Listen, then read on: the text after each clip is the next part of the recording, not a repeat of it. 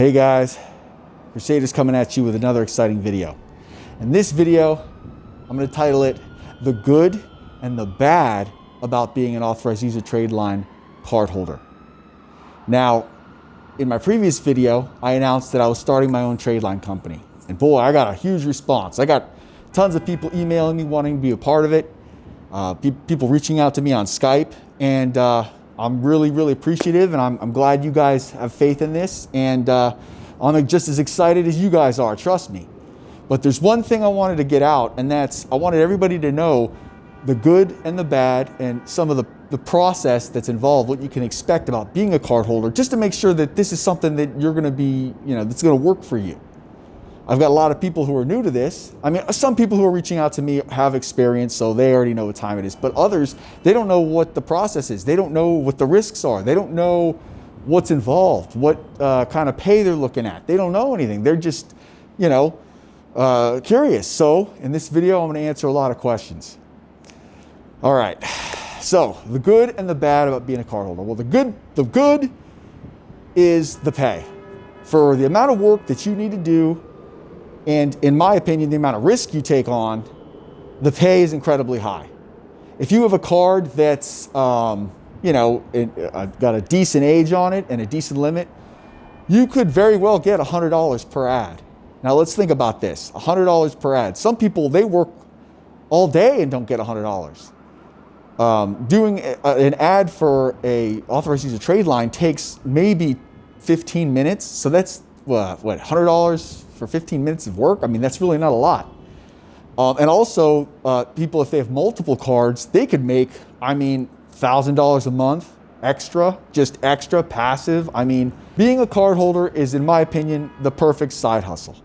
All right? You don't have to quit your job. You can maintain doing your job. It doesn't take a lot of time. And that's the thing that a lot of people, it's like, yeah, they'd love to make more money, but they just don't have enough time in the day. Well, this is something that doesn't take a lot of time and the pay is good. Another thing I'd like to point out is it really doesn't require any skill or previous knowledge. It's pretty straightforward. The only thing you really have to learn as far as what to do is you just need to learn how to add an authorized user with your particular bank. Like with Barclay, you can add and remove online. Discover, you can add and remove online, but then other banks, you have to call in. Some banks, you have to call in the social security number. Some banks, you have to go and do the text message thing in the back office of the account. So they're all different, but as far as learning how to do this, it really only takes doing it once or twice for you to figure out how this is done. So the learning curve is pretty, is there as far as this isn't hard to learn.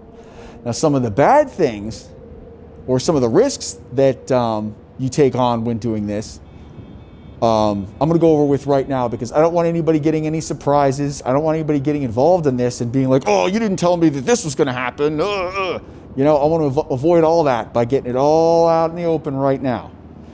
So, and this is some things that a lot of the other companies, they won't tell you, all right? So I want you guys to listen up, all right?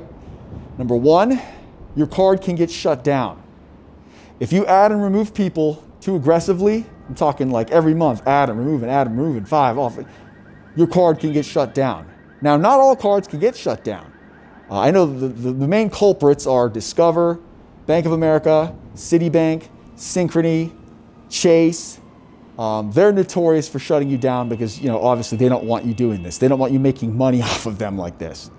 But there's other cards like Barclay, Regions, BBVA, they won't shut you down, but they'll just say, all right, yeah, enough's enough. You can't add authorized users anymore, which in my opinion, that's not as bad because you still have access to the card. It's no worse for wear. It's just you can't make money off of it anymore, but you still get the credit benefits and you get to use the card. So, hey, all right, I wasn't making any money with it before, so all right.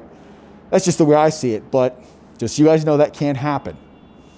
Another thing that you guys need to know is that you're going to get a lot of junk mail. I'm talking a lot. Your mailman is going to hate you because when you're adding and removing people, you're going to be getting a lot of mail as far as the cards and whatnot, but you're also, in some cases, depending on which bank, your address will go on the person you added, will go onto their credit profile.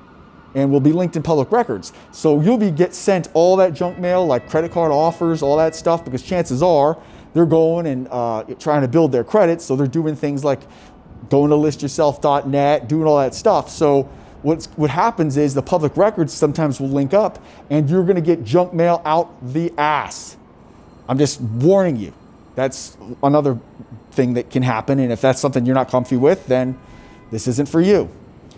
Another thing that can happen is you can be interrupted during doing something. Like, let's just say you had something planned and you really don't feel like doing ads, and the person who's selling your line calls you up and is like, hey, I got your lines are sold, I need those added today because it's closing. The closing date is tomorrow. You got to add this now.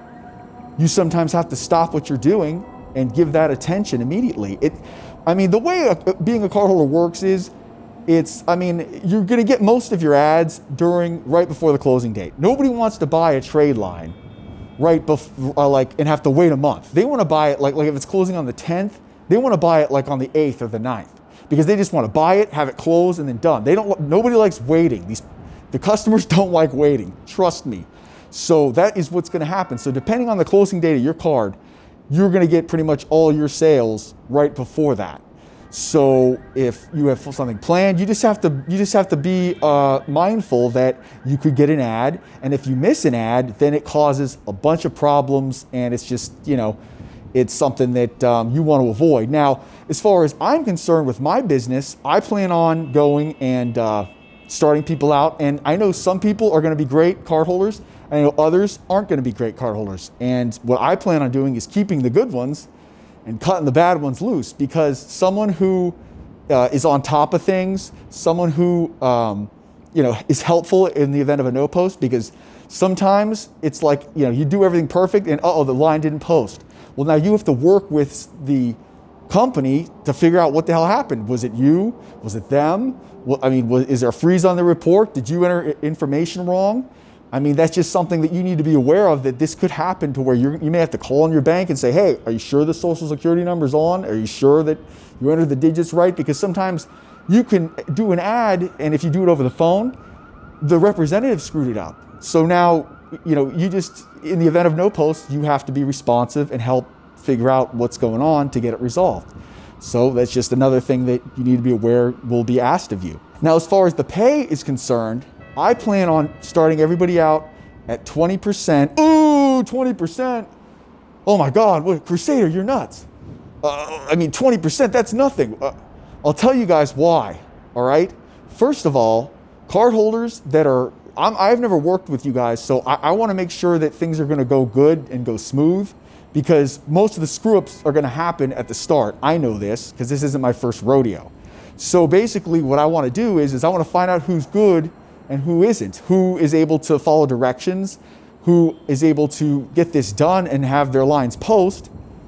And so then when that is established, I can then increase the pay to 30%. Plus, as the cards age, the pay will go up with the cards too. So if a card is 6 months, 6 months old, and then it's a year, all right, well, that card is now worth more. So then you will get more. So the prices of what you get per card do go up. But as far as what I plan on paying my cardholders is going to be, you guys are going to probably see where I sell them. It's going to be 20% to start, and then if you're good and things work out good, then you go all the way up to 30, maybe more. But as far as wanting to get, if some reason that's not going to work out for you, you can. I'll tell you right now. Hey, I'm open. I'm honest. I'll tell you guys what time it is. You don't have to sell your cards with me. You can go get 100% of what your cards are worth. The only caveat with that is you have to build a brand. You have to answer your phone constantly. It will be a job. You have to go through 5, 6 people who are just calling up, wasting your time before somebody actually buys them. All right? This is all stuff you don't have to worry about as a cardholder. As a cardholder, you're just kicking back. You're on a Sunday picnic, whatever. Oh, got an ad. I'll just do that when I get home. All right, let's play volleyball. You don't worry about anything. You're not really doing any work. You're not on the phone constantly trying to, deal with customers and help figure out no posts and keep track of things. Now, one thing I will say is that I'm now working on a back office system in order to keep track of all the cardholders that sign up under me, because I would like to have things organized. Organization is going to be key, because the last thing you want is like, okay, well, who's on this card? How long have they been on it? I don't know. Is it time to remove them? I don't know. Did it even post? Like, you know, things can get chaotic. So one thing that the Crusader has been doing is trying to develop systems. And this is what I've been doing for the past few days, ever since I released the other video, is to develop systems in order to keep everything nice and as smooth as possibly can. So this is like a well-oiled machine. You want this machine moving. You don't want hiccups, screw-ups, and chaos, because that doesn't work. That'd be a real quick way for me to crash and burn and have my brand and reputation and image really tarnished. And that's not something I want to have happen. So just so you guys know, that is what I'm up to. I'm glad that, I hope that everybody who has emailed me is watching this video, so you guys, you know, this video has answered some questions that you may have. Just so you know, I have responded to all the emails that I've received in the Skype messages, and I've let you guys know what I need from you, as far as I need a list of the issuing bank, the age, the limit, and the closing date. Those are the things I need. I need a nice organized list, and based on that, I'm going to decide whether or not you know, you have cards that are going to be able to work. Now, some other requirements are that I'm going to be looking for is in order to have a card with me, or to be a card holder with me, you are going to have at least 2 cards, because I don't want to be dealing with like 10 people with 1 card. That's just going to be, that just makes way more work for me, and I've got to be able to answer phones. I've got to be able to, you know, do other things. I can't be babysitting and you know, and doing a bunch of managing as far as, you know, who's got what and all that. So as far as I'm concerned, I'm instituting a limit of, you got to have at least 2 cards, and the card has to have at least 6 months of age, minimum. If it's under 6 months, it's not going to work. All right. And also there's some banks, like, I mean, I've previously mentioned this in other videos. There's some banks that they won't even post at all, like Comenity, Credit One, First Horizon, like Self Blender, like those starter trash bank cards. They're My Jewelers. That's not going to work. You need cards like Barclay, the king of AU. So I'll just say it right now. If you guys have a Barclay, I'm interested. All right. Regions, the queen of AUs. All right. That one is you know, comparable to Barclay. The only problem is that you can't remove people online, but you can add people online, and they're really generous as far as letting you have a lot of AUs. So Regions and Barclay, those are the 2 good ones. I mean, there are other good ones like BBVA, PNC.